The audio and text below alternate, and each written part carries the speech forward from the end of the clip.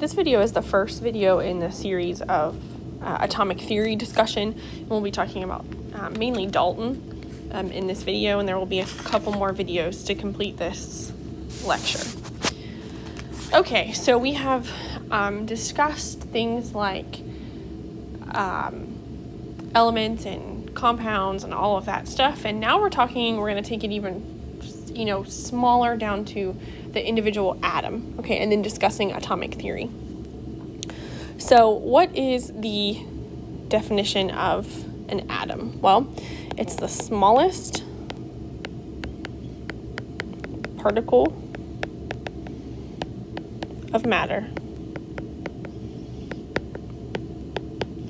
that remains unchanged in a chemical reaction. Okay, and when we talk about the word atom, we're talking about a single, a single oxygen atom, a single gold atom, okay, one atom. They're tiny, and then this whole discussion is going to be how we got to knowing nothing about the atom to what we know today. So, the first person to really discuss the atom was a Greek philosopher by the name of Democritus, and this is BC time period, okay, so 2,000 plus years ago.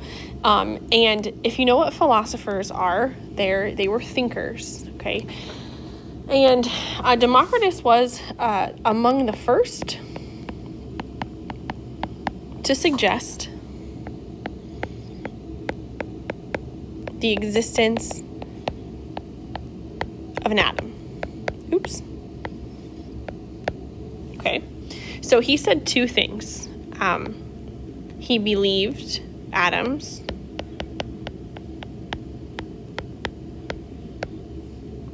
were invisible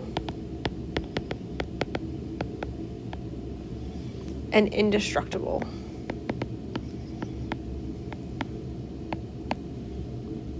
Oops. Sorry, indestructible. Okay, so Democritus believed that atoms were invisible, we can't see them, and that they were indestructible. They also couldn't be destroyed or broken down into something smaller. Now, he didn't really have any experimental data to back this up. Remember, this was BC, so we weren't exactly at the peak of our scientific discovery days. So it was basically just an idea, and it remains that way for a very long time. So before we move on to our next theorist, I want to talk about how small are atoms.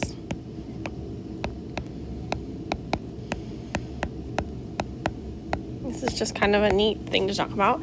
So if we were to talk about a penny, okay, and pennies contain copper. Pennies don't contain 100% copper, but that's okay. So if we had a pure copper penny, and you know how small a penny is, okay?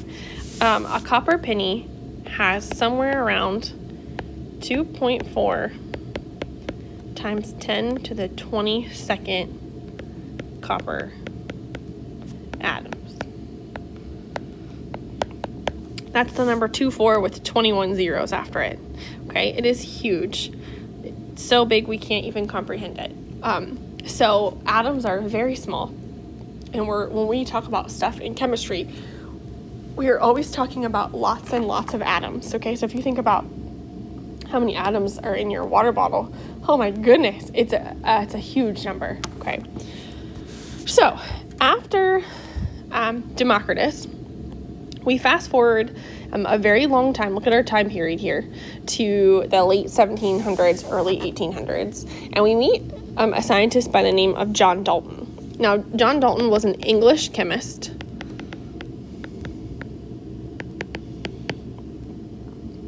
And he was the first to use some experimental techniques. Okay, so his atomic theory is going to be more than just an idea. He had some experimental data to back it up.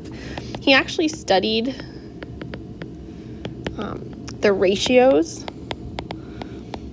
in which atoms combine in reactions. Okay, that's what he was looking at. And so it just is a good idea to remember that Dalton he's pretty much the first scientist who's credited with an atomic theory because he had data to back it up. Okay, and actually he's credited with a 4-part atomic theory, and that's what we're going to discuss next. So what did Dalton say about the atom? So his first point was that all elements, remember we talked about elements before, are composed of tiny, indivisible, don't write invisible, indivisible particles called atoms. Okay? So basically, the first thing Dalton says is that all elements are made up of very small, indivisible particles called atoms. Now, indivisible means we can't divide. Okay, we can't take an atom and break it down further. So that's what Dalton said. His second part of his theory said that atoms of the same element are identical, and they differ from atoms of a different element. Oops, man.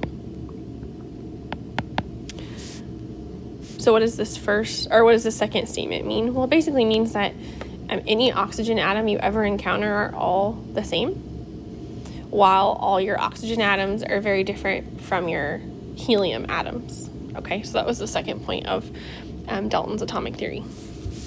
The third thing he said was that atoms of different elements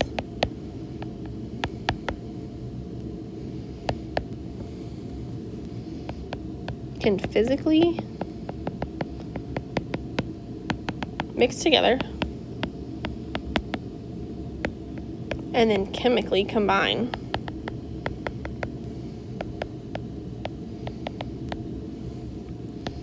in whole number ratios to form compounds. Now, that word compound should be familiar to you. Remember, fixed ratio, H2O, right? We talked about that before. So his third idea said that atoms of different elements can physically mix together and chemically combine in whole number ratios to form compounds. And the fourth point of his atomic theory said that chemical reactions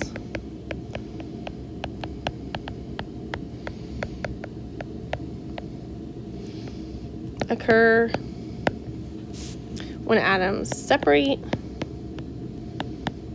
join together, or rearrange.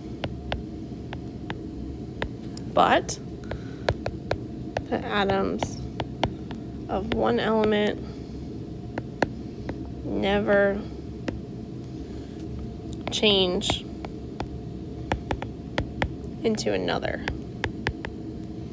element. Okay. So, chemical reactions occur when atoms mix together, split apart, join, rearrange, okay? But the important thing to keep in mind is that Dalton said that atoms of one element can't ever become atoms of another element. So, for example, a long time ago, there was a belief that people could take kind of everyday metals, things like iron, and turn it into gold through a process called alchemy. And you may be familiar with that, but it doesn't work. You can't just take something like iron and turn it into gold.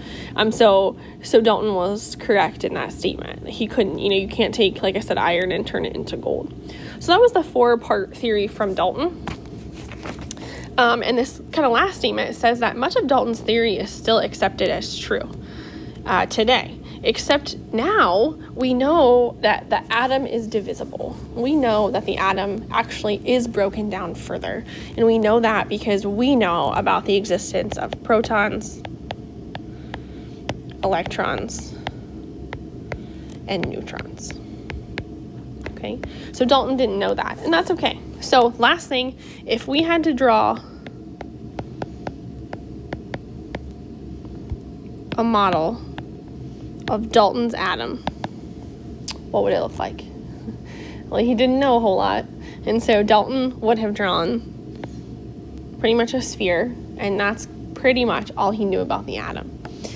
So this is, like I said, the first part in the lecture series of atomic theory, and there will be more